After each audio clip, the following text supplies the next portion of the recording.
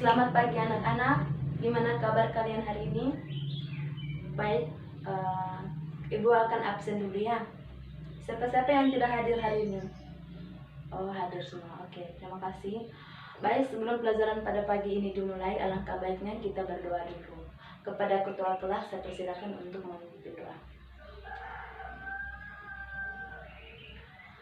Baik, terima kasih kepada ketua kelas. Pagi ini kita akan belajar tentang apa? Ayo, ada yang tahu? Oke. Pada pagi ini kita akan belajar tentang kerjasama ekonomi internasional tersebut. Mungkin dari anak-anak ada yang tahu pengertian dari kerjasama ekonomi internasional tersebut. Baik, kalau tidak ada, Ibu akan menjelaskan pengertian dari kerjasama ekonomi internasional tersebut.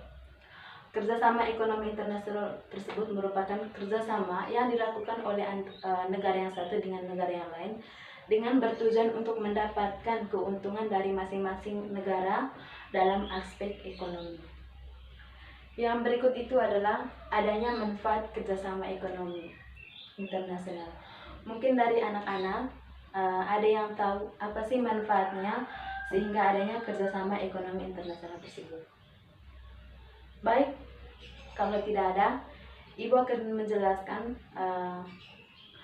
manfaatnya dari kerjasama ekonomi internasional tersebut.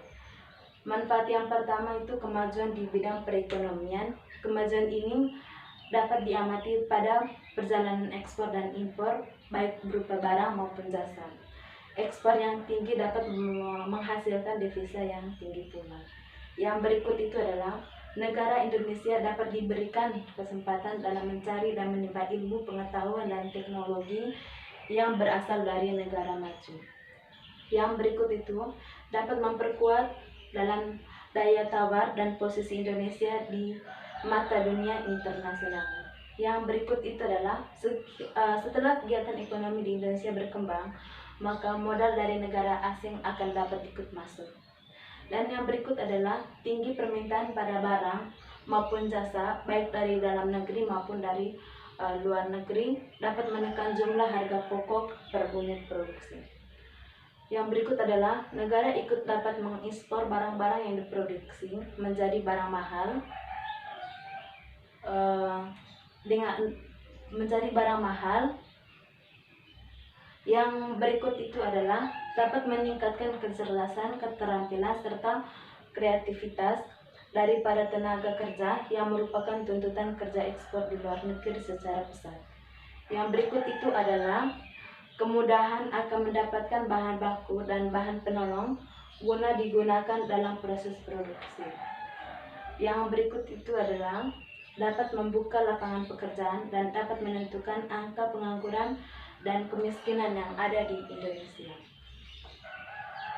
Yang berikut itu bentuk kerjasama ekonomi internasional. Bentuk kerjasama ekonomi internasional itu ada 5. Yang pertama, bentuk kerjasama bilateral, di mana dalam bentuk kerjasama bilateral ini adalah kerjasama yang dilakukan oleh dua negara. Contoh kerjasama bilateral ini adalah kerjasama antara ekonomi internasional antara kerjasama ekonomi Indonesia dengan Korea Selatan.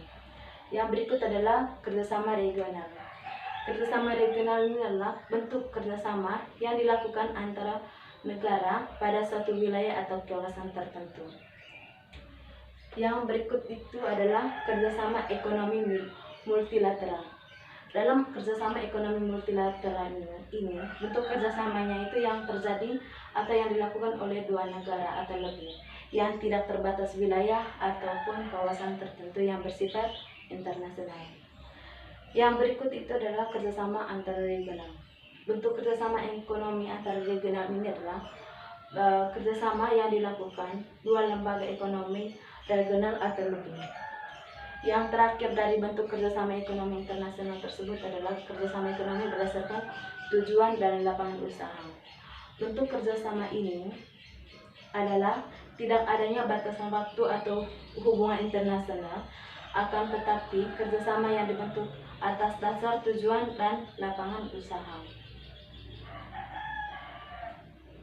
Yang keberikut atau yang terakhir adalah penyebab terjadinya sehingga adanya kerjasama ekonomi internasional.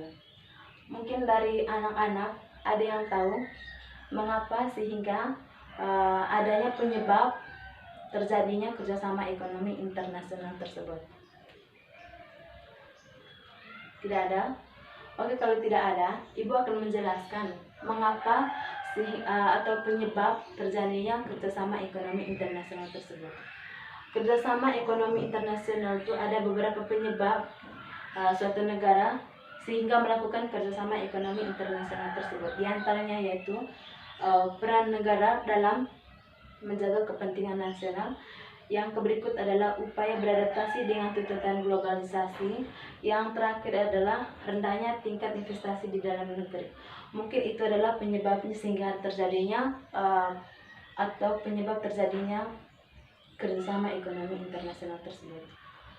Baik, untuk materi atau pelajaran pada pagi hari ini sampai di sini dulu. Mungkin dari anak-anak ada yang mau bertanya mengenai pelajaran pada pagi hari ini. Tidak ada yang mau bertanya? Oke. Baik, kalau tidak ada yang bertanya, Ibu akan memberikan sedikit kesimpulan mengenai materi pada pagi hari ini. Baik, kesimpulannya dari kerjasama ekonomi internasional tersebut adalah kerjasama ekonomi internasional tersebut adalah bentuk hubungan yang dilakukan oleh suatu negara dengan negara lain dengan bertujuan untuk memenuhi kebutuhan rakyat dan untuk mempertimbangkan atau kepentingan negara yang satu dengan negara yang lain. Bentuk kerjasama ekonomi internasional tersebut adalah adanya bentuk kerjasama multilateral, kerjasama regional, dan kerjasama bilateral.